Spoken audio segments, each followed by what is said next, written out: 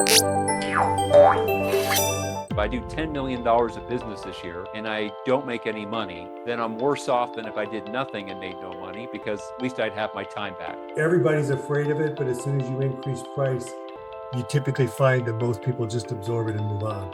But I take clients that are really pains to deal with, but they have good revenue source. They're a good revenue source for the business, but they're real pain. So I will typically increase their price.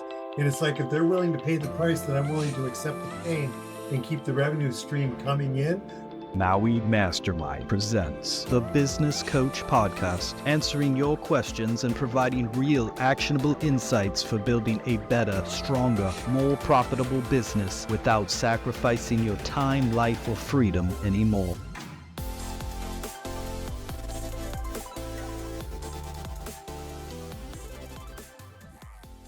Welcome to another episode of the Business Coach Podcast. I'm your host, David Finkel.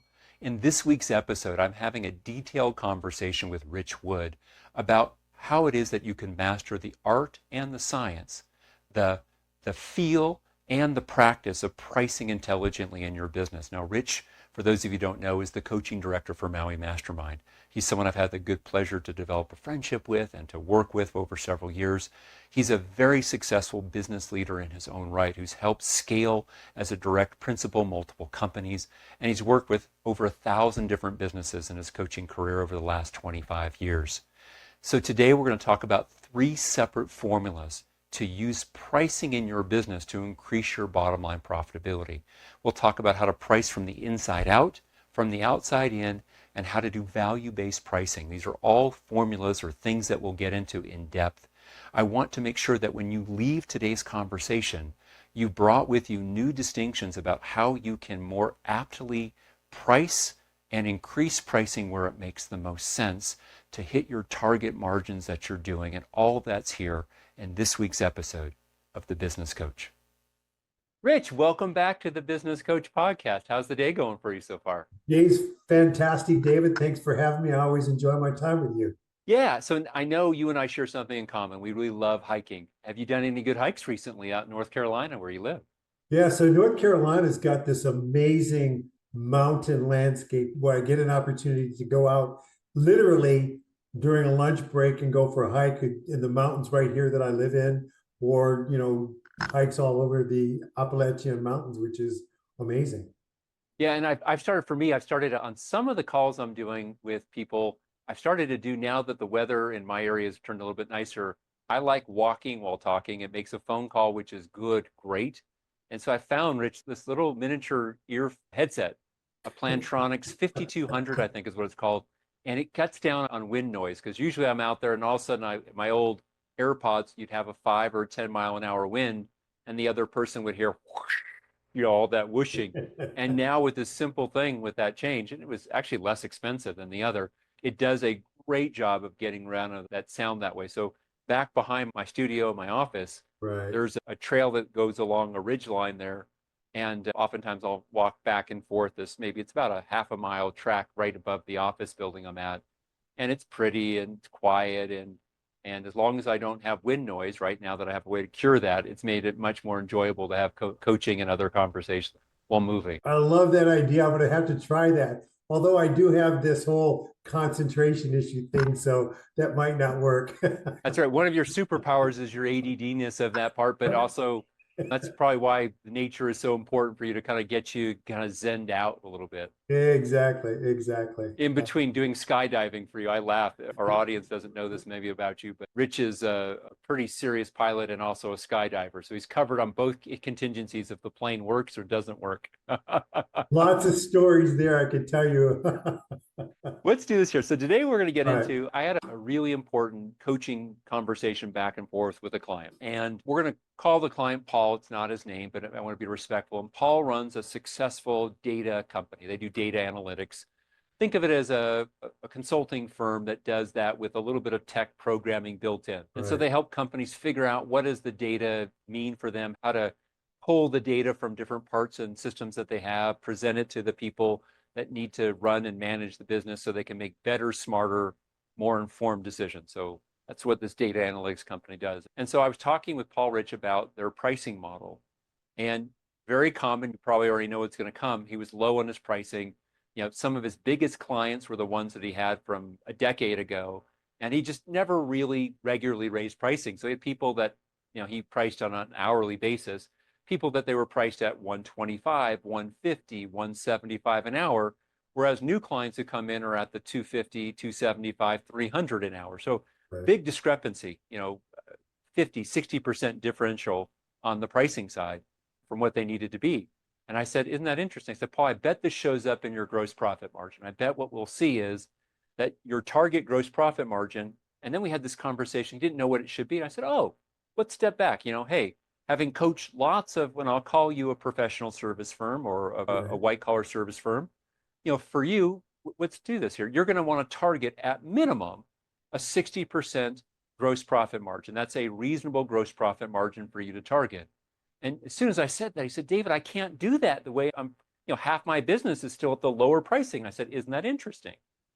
So you're telling me that you don't have capacity to take on more work, and half your capacity is taken up by people on the low end of your pricing structure that won't let you hit your minimum thresholds for gross profit margin. And he goes, got it, David. I see what I need to do. Have you noticed that in your coaching practices as well? Yeah. So first off, I would say pricing by itself is an art, right? But the art has two fundamental things that we can pay attention to. We look at pricing differently, whether we're pricing a product that we're selling into the market or whether we're pricing a service.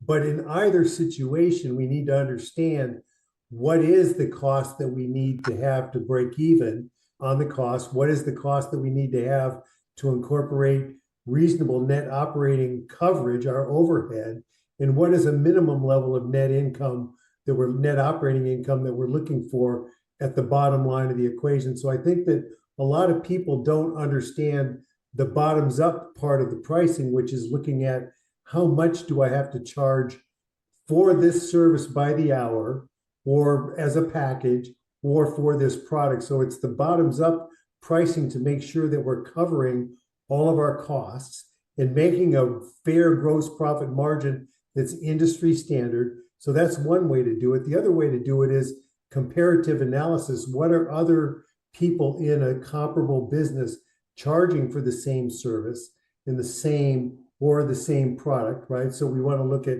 comp analysis, we want to look at bottoms up analysis, and then we want to compare the two to make sure that we're covering our costs, but also that we're comparable to the market. And if we're below comp on the market, then that gives us room to move up. But if we're high on the comp market, then that says that we need to really focus on our discriminators to upsell what it is we're charging for. And there's a lot of room in there. So pricing is truly an art that a lot of people don't quite get. Yeah, and you bring some science with it, right? So one way of looking at the science is I'm going to look at certain functions. Like we'll stay with the professional service firm. Having collectively, you and I have coached probably 1,000 plus of these businesses. We know that the target gross profit margin should be at least 60%. Some of them will target 70%. Gross profit, just to remind our audience, is we take our total revenue, subtract out the direct cost of producing our product or our service, to deliver our service in this case.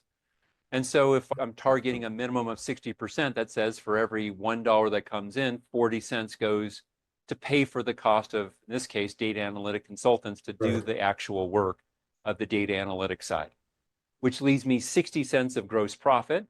And that now has to cover my other costs, my expenses of marketing and sales and accounting and administration and my office rents and things of that nature. And so what that allows me as a professional service firm, my minimum threshold should be targeting a 25% operating profit margin. And most of them are going to target 30, 35% operating profit margin is probably what they're targeting as a professional services firm. And now different business differently. A manufacturer, they're probably unlikely to be going after a 35% operating profit margin. That's unusual unless they truly are a very high-end brand, and possibly also true in there if they have more of a digital component. So their cost of goods sold based at scale goes way, way, way, way, way down, which we love. So it's come back. So I can price it relative to that. That's the mechanics of it. That's the science of it. I need to look at that to make sure, am I going to make money for doing all of this work? It doesn't make sense if I do $10 million of business this year and I don't make any money, then I'm worse off than if I did nothing and made no money, because at least I'd have my time back, right? But I think it's important to make sure that you do it both ways, right? So I think it's important for you to price in bottoms up. What does it take for me to price this person by the hour so that I'm covering my net operating overhead expense Yeah. and still have some left over? And then what is the market going to bear with respect to the service that I'm providing? So I think don't do it just one way. I think it's important to do it both ways. Yeah. And I'm going to actually, Rich, at the end of our time together, I'm going to share a third way to do it. And in the specific instance, why it's going to allow people to price even higher than both those other two and Perfect. effectively get it. But I'm going to come back to this. So Paul, when he did this, he recognized that he really needs to be raising pricing on his existing legacy clients. And if some of them leave him, then they leave him. If they don't, they're going to become a better client for him, a client that's paying 200 an hour versus paying 125, a client who's paying 225. And new business coming in is going to be at the 250 to 300 per hour range. He looked at, could he find other ways of pricing besides per hour? That's a different conversation for a different Right. time. But he said something, Rich, in there, which I thought was really revealing. I know you've had the experience where a client says a word and you know that word is associated with a whole bunch of other stuff. And so he was like, oh, how did you know that? I said, because you use this word. And so here's what I noticed for him, that his real challenge with getting the pricing is actually not a value delivery. He just has no process with which to sell, and selling is not a strength in his company. Right. You know, his consultants and he do most of the selling. And I said, isn't this interesting? He said, how did you know that? And I said, well, you used the word quoting business. You quoted jobs. When someone says to me, I'm quoting something, what they're doing is they're giving me a commodity price, which has Right. no value add. I said, look what you do. You create real value by knowing what you've learned about data analytics for the last decade or more. And when you come to diagnose, if you think about it with the word diagnose versus I come to quote, you come to quote, decision power is mine. I'm going to make the decision based on price. You come to diagnose, I respect and value what you bring to the table under the diagnosis, and maybe even pay you for that diagnosis that you're doing as well.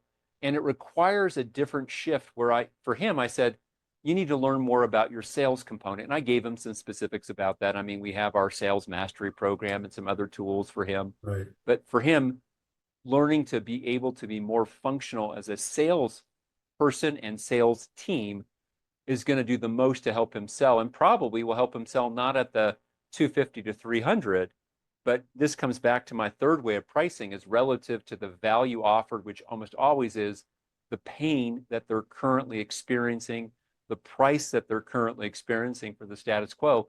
If I can sell into that pain and price that they're currently paying for the status quo, and my service or product is priced in relationship to that, not by competition, because if they value the diagnosis stage, they're not going to shop the answer.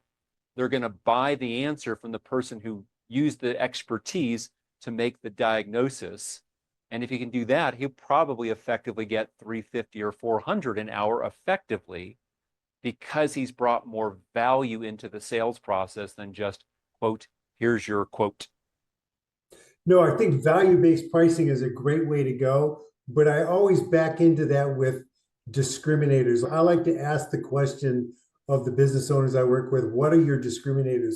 What differentiates you from the competitors in your market space? And if you come to a price that says $300 per hour and you can develop a discriminator that points to that value component, then you can go from 300, which is comp rate to the rest of the market, up by $100 or more per hour for the same service, because your discriminators, your experience in providing a value to the client, the results that they're going to get with you affords that upsell of the price per hour, which is going to allow you to increase your price. And in this case for Paul, the discriminator was his knowledge base to come in to diagnose better.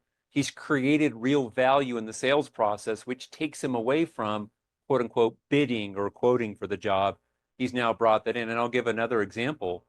We've got a guy who runs a blue collar service business, a contractor, And in Right. his world, in his marketplace, he knows things about the electrical workings of commercial buildings that no one within 100 miles knows. He's been doing it for 35 years. He just really understands that, which I smile because I'm probably the least handy person in the world. My wife does any electrical, like if a light switch needs to be replaced, she'll do it. And I'm like, oh, don't do it. It's magic. You could get shocked. And she's laughing at me, turning off the breakers and doing the stuff. But I do know business. And so I said to this guy, I said to him, I said, we'll call him Chris. That's again, not his name. I Right. said, Chris, you have two types of jobs that your company does. The jobs where anyone on your staff can do the work and they can do it well. It's a journeyman job. It's a production job.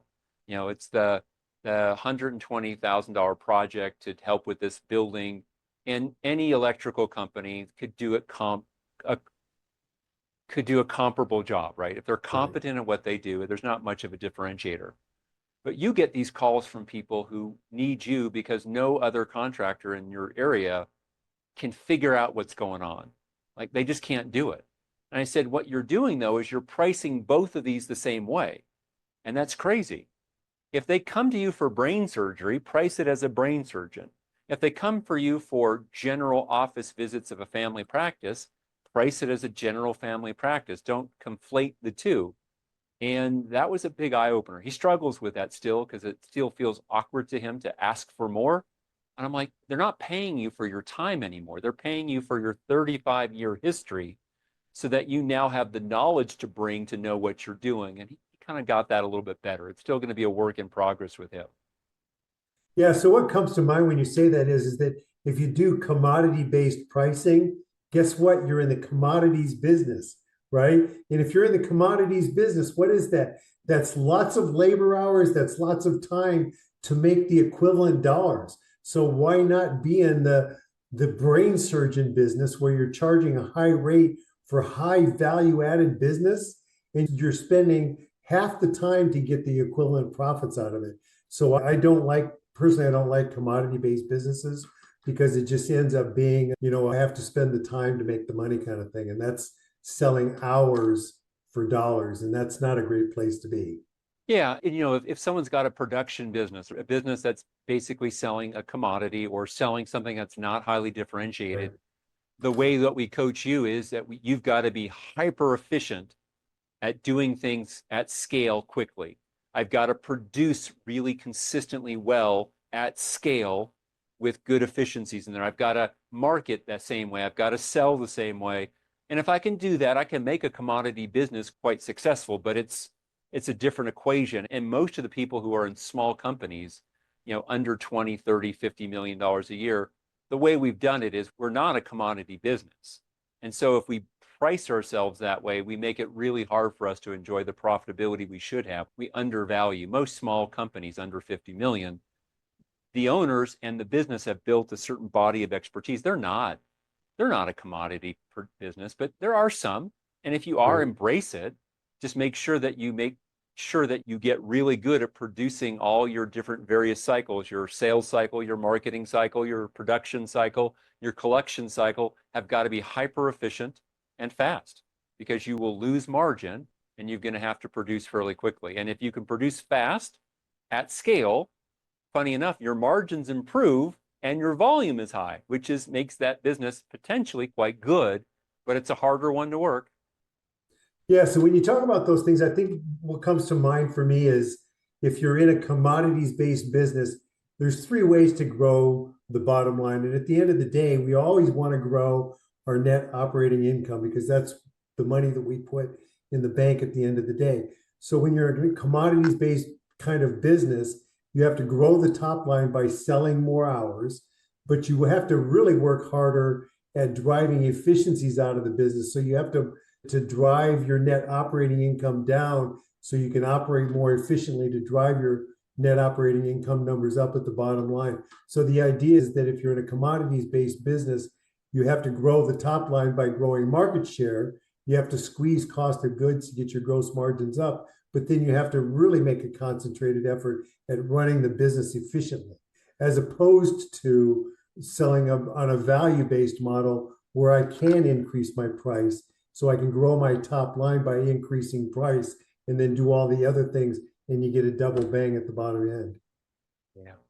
Yeah, and I like that thought with that part of it. So going back into this idea here, a couple of takeaways I'm hoping for any people in the audience. Number one, what is the business I'm in? Am I in a commodity, or I'll call it a production business model, which is I'm going to produce, it's not highly differentiated.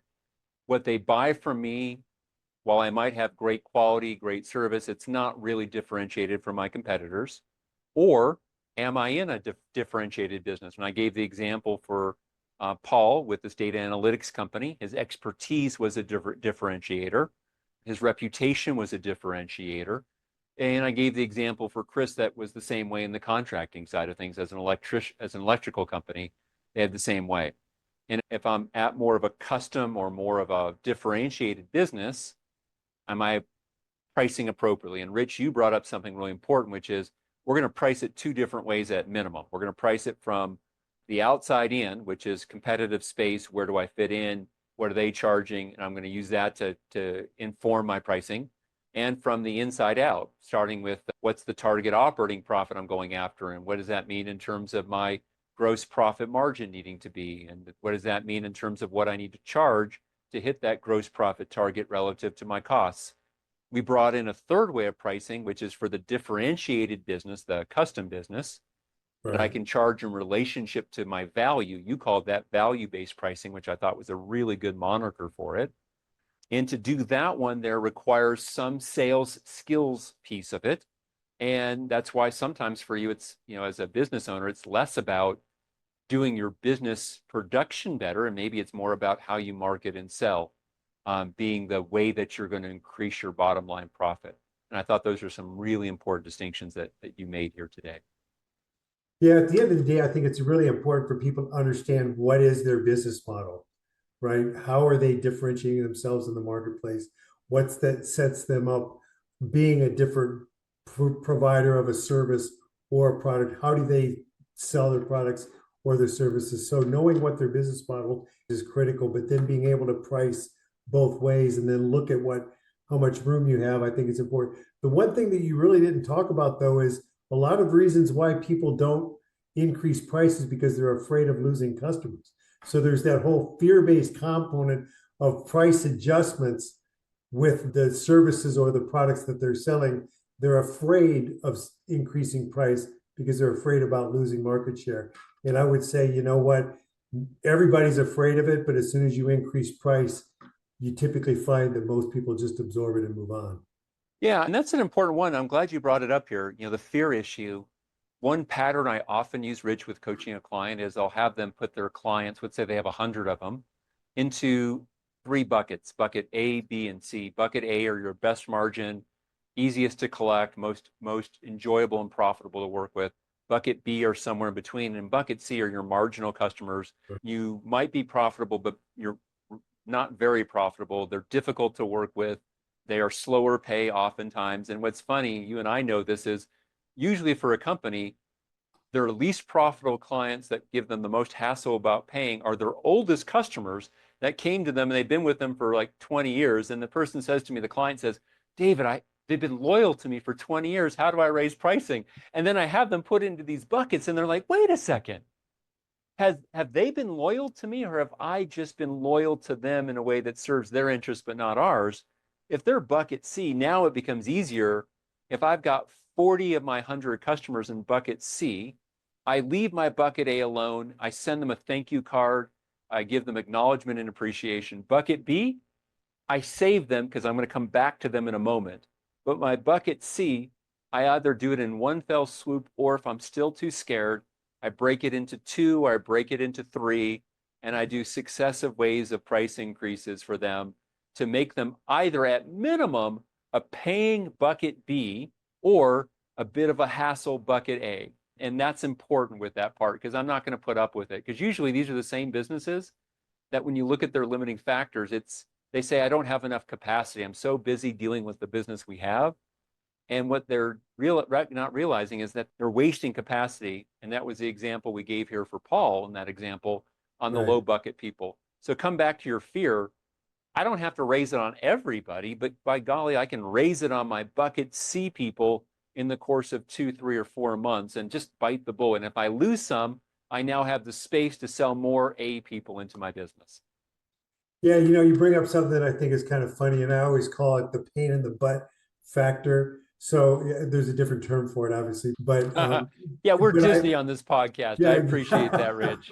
but I take clients that are really pains to deal with, but they have good revenue source. They're a good revenue source for the business, but they're real pain. So I will increase their price. And it's like, if they're willing to pay the price, then I'm willing to accept the pain and keep the revenue stream coming in. But if they're not willing to pay the price, then I've just simplified my life and I've moved the business forward. So I do use pricing. I have used pricing a lot, and I encourage my clients to use pricing as a discriminator to improve the quality of their customer base. And I like that. And we don't have to raise pricing by taking, let's say they're paying you $10,000 for each package of X. I can raise pricing by making it 12,000 or 15,000 or 11,000, but I can also increase pricing by selling it for $10,000, but making it 7% less in the package, right? I mean, Right. You think about toilet paper in today's world. It used to be a roll was like this wide, and then it was this wide. And right now, I think the toilet paper is like 1 inch wide or something like that, right? We can make a joke about it, but in a business, I can reduce the amount of product or service. I can shrink the scope and keep pricing the same, which is an indirect price increase. And that's another way to accomplish what I need to accomplish with protecting my margins.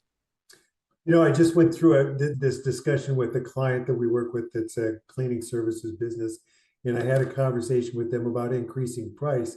And I said, when you increase price, you want to make sure that you're paying attention to the customer service side of the equation, right?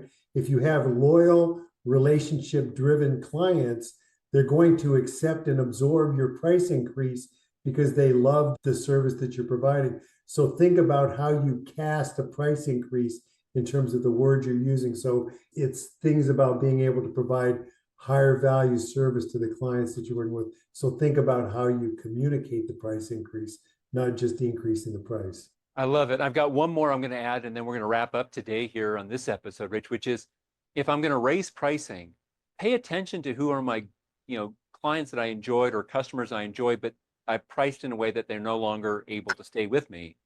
And what I find is I can go back with a formalized reactivation offer to them later, because what they're going to find is, I went from $10,000 to $12,000 for this service or this product, and they say I can't do that. And what they're going to find in many cases is someone else is going to be 12, 13, 14,000. And if I can just keep the relationship there and come back, sometimes they need to date in the world to discover how wonderful their significant other really is. And that's my analogy I'll use today. I love that analogy. Go see what the rest of the world's going to give you, and then you're going to come back to me. That's right. And you're going to love it. So I want to say thank you, Rich, for being part today. What's your last words of wisdom? Sum up what you would want someone to leave here with so they could use and apply this directly in their business. What's one thing you would want them to leave with today? Yeah, so understand the business model, and then understand that you have to do bottoms up and tops down pricing to come to the right number, because that's going to give you the information that you need to adjust your price in a way that fits a growth of your business moving forward. I love it.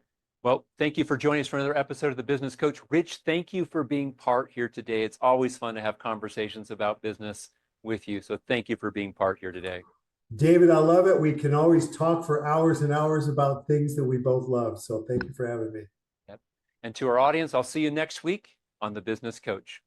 Bye, everybody.